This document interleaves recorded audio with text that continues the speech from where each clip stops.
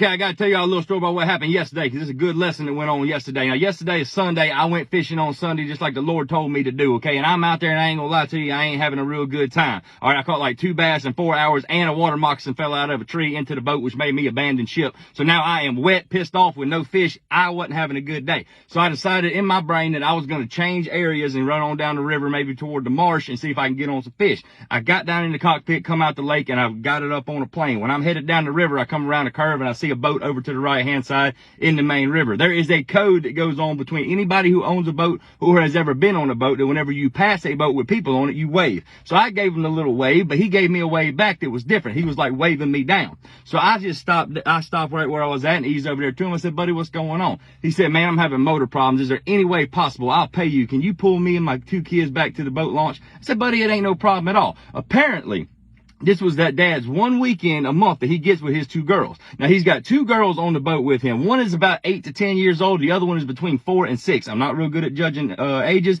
I didn't really ask.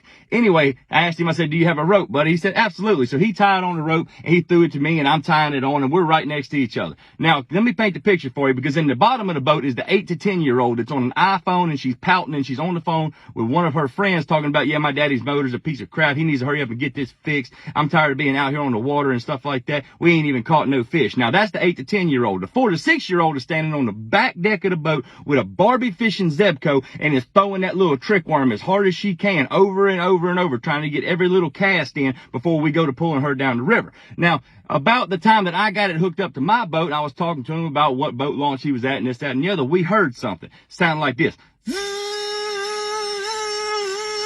And we look back there, and this little 4 to 6-year-old girl on the back of the boat, well, she got one of these big ass, like pink life jackets on and stuff like that. She cute as a button. She really is, little country girl. She is done hooked into like a 6.5 or 7 pound bass. I know it because I saw it when it breached the water and flopped. And me and her daddy no longer gave a shit that he was having motor problems, because he went back to the back of the boat and I said, I'm coming, bud. And I grabbed my net and I jumped onto his boat. Basically like an Olympic, one of them long jumpers, because I was not close. I don't know how I made that jump. Anyway, I jumped onto his boat and we went over there and netted the fish. Now, this fish is probably between 6.5 to 7.5 pounds. Like, it is a stud, and she caught it on a Barbie Zebco. That shit don't happen very often. And we are so excited, and we're taking pictures, and the little girl is hopping up and down, and she's just excited as she can be and everything like that. And she's screaming and she wants to hold the fish, and we're taking pictures and everything. But if you look over at the 8 to 10-year-old girl, she's still pouting, and now she's crying. She goes, Daddy, this is bullcrap. I've been out here and I didn't catch any fish, and the motor messed up, and she just sitting on the back of the boat, and she was just fishing while y'all were hooking up and caught a big fish. This is not fair. Without a breath, I mean, without a second of hesitation, her dad turned to her, because apparently her mama and her daddy, who was on the boat, is separated, and I don't think they get along real well. Okay, her daddy turned to her and said, this ought to be a lesson to you. If you quit when things get hard or adversity comes on in your life, you won't never accomplish nothing. You sat down there and pouted, and she was back here fishing. She deserves this fish. You don't deserve nothing. You need to quit acting like your mama with her hand out saying that she needs everything instead of going out and working for it. And I hit the floor. I mean, I hit the floor laughing.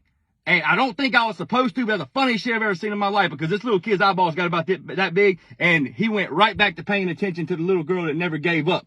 Let that be a lesson to y'all with y'all's kids. If they gonna pout and want to know why it ain't me, why ain't I getting all the stuff that I want, stuff like that, because you ain't trying. If you quit, you ain't gonna accomplish shit. I love this. That was amazing. I really wish I would have got that man's phone number. I feel like me and him could have been friends. We think a lot alike. Shit.